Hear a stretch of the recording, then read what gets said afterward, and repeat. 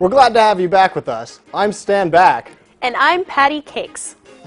Studies have shown that during their time in the kitchen, women have adapted to make more than just sandwiches. Scientists have discovered that after spending so many days in the kitchen, women have learned to make other things such as pies and soups, and have discovered how to operate complex machines like toasters, stoves, and blenders. Gentlemen, beware. They're learning.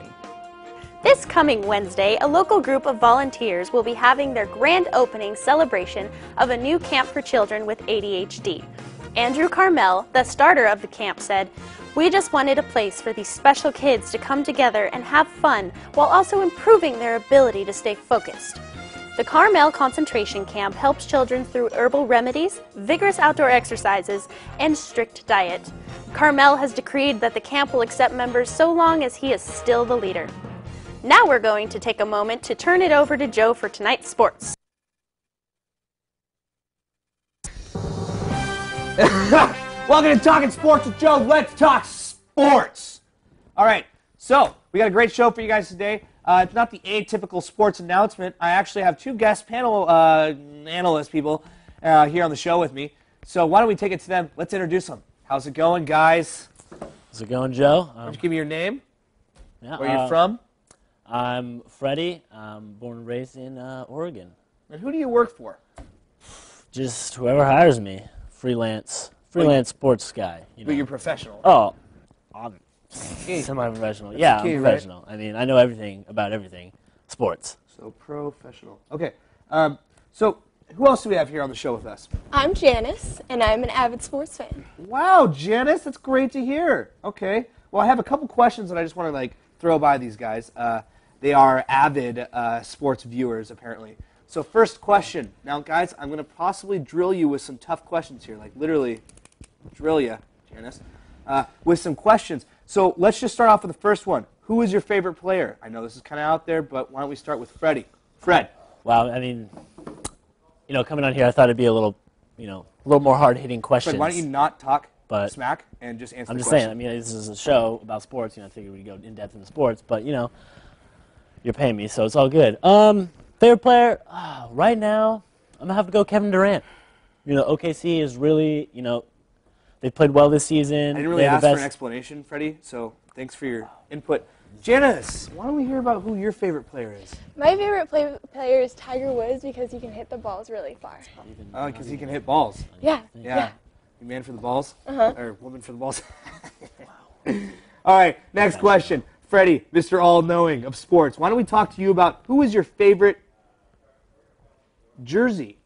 Favorite jersey? I wouldn't really consider that who. Sorry about that. Wow, yeah, I mean, favorite jerseys, are we talking color? Because this is kind of the question is kind of terrible. I'm literally asking. I'm really getting, it's a little terrible. Oh, so. You don't write the show, so why don't you just answer the question? Take your spot.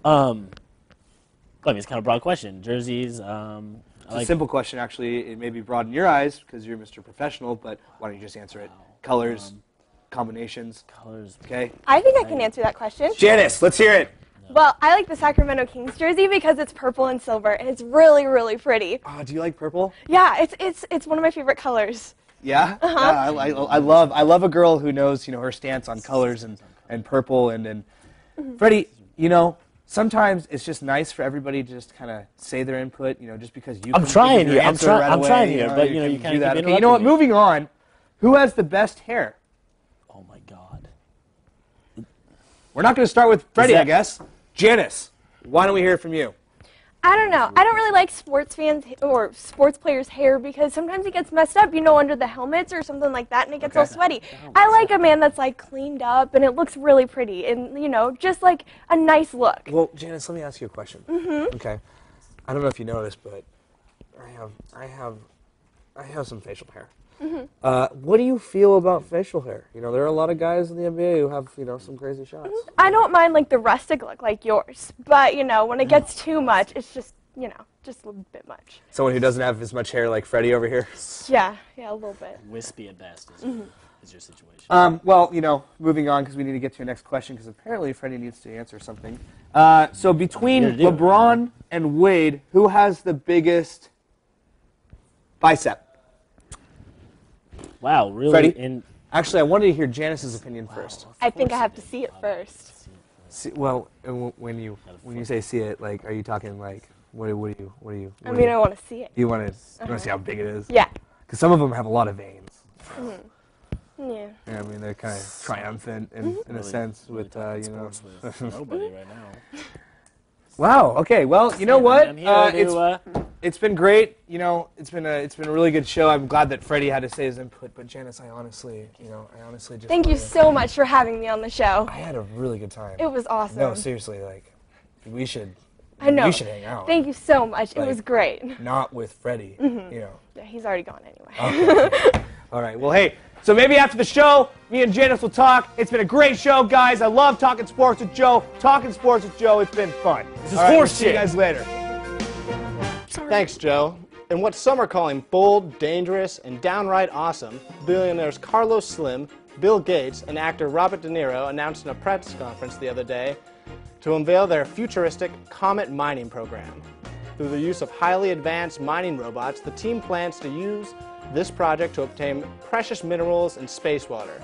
Here to discuss what the future holds for this project, we now go to Dr. Lorenzo Jones. Thanks for being with us, Dr. Jones. It's great to be here. Now tell me, Dr. Jones, how soon can we see this comet mining become a reality? Never. There is no possible way that someone could mine a comet. Ever. They're made of solid ice and rock and travel very, very fast. How fast? Faster than Billy Mays' heart attack. Which would be approximately... About a centillion miles per hour. That doesn't seem like a real number. It's a very large number that you've probably never heard of. It's 10 to the 303rd power. My point is that these people have too much money and they think they can do whatever they want. Money can't change how the universe works. No comet mining? Not even a little? No. Damn. It is 2012, and we are quickly approaching the month of December, a month that some say will be our last. For years, some people have theorized that the world will come to an end December 21st, 2012, and it has been long debated if this doomsday theory has any validity. But now, a new group has brought their own theory to light. They argue that 2012 is a sham, because otherwise, how would Marty McFly and Doc ever arrive on October 21st of 2015? Case and point. In our continued coverage of the heated race to the White House, we've remembered that Ron Paul is still running for president, which leads us to the question, does anyone really care? Before we continue, it has been brought to my attention that I may have made a few mistakes in previous broadcasts and would like to retract them. The equestrian team does not support the glue market in any way. I might have read the lottery numbers wrong. Whitney Houston is not dead. Oh, wait. No, it seems I was right about that one. Watching Sex and the City does not cause everybody to bleed from the eyes, but the equestrian team is still full of avid fans. And my co-anchor does not have a foot fetish. Thank you.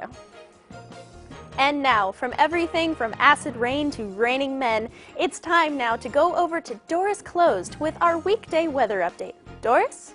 All right, we're here with the weather today, and it looks like we've got some thunder and some lightning and some. No, wait. some. No, stop. We got some stop, rain. Stop, what? Stop, what? Stop. What? No, cut this out.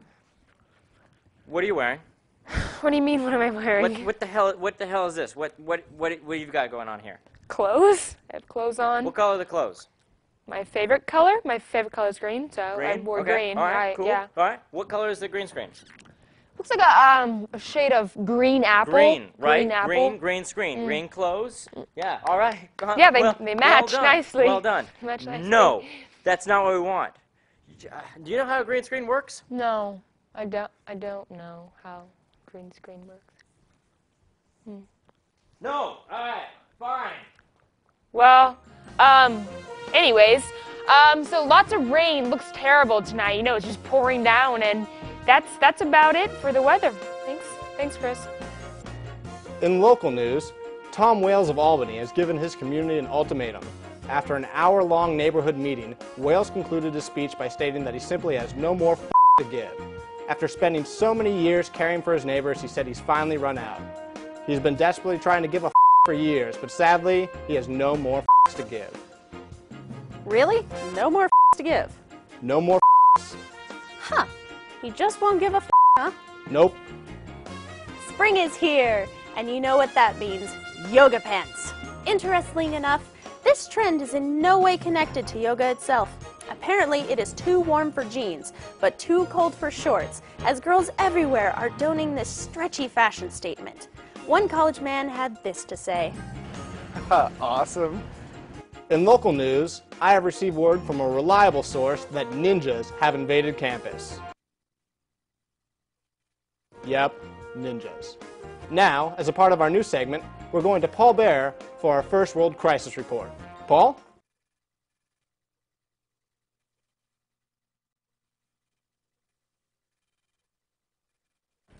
Gamers across the nation are distraught due to the latest first world crisis when Valve's internet gaming network, Steam, went down for 5 grueling minutes.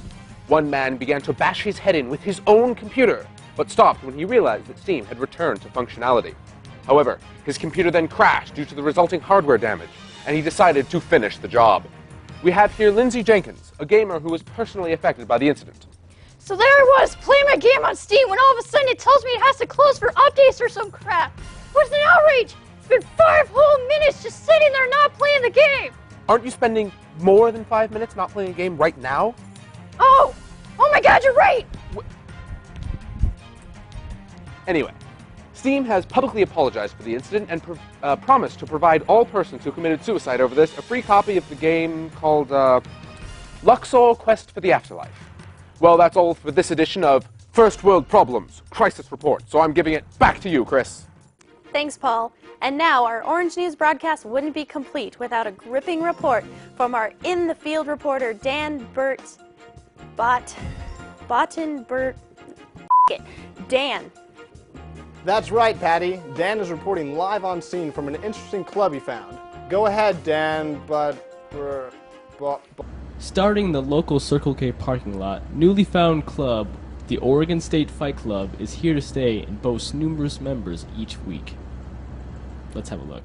Hope no one's given you a tour yet because I'm going to take you uptown, downtown to Cattown. Drinks on you. I'm buying. That makes no sense. Hope you like great literature because I got Margaret Thatcher and J.K. Rowling right here. What? J.K. Rowling? What? I'm going to beat you up so bad it's going to make Hotel Rwanda look like Finding Nemo. I love Finding Nemo. The OSU Fight Club is continually accepting new applicants each week, and is definitely not a cult. And on a side note, not as douchey as the baseball club. Well, that's all the news we could find for you this week. Be sure to tune in next time, and remember, stay orange and stay squared.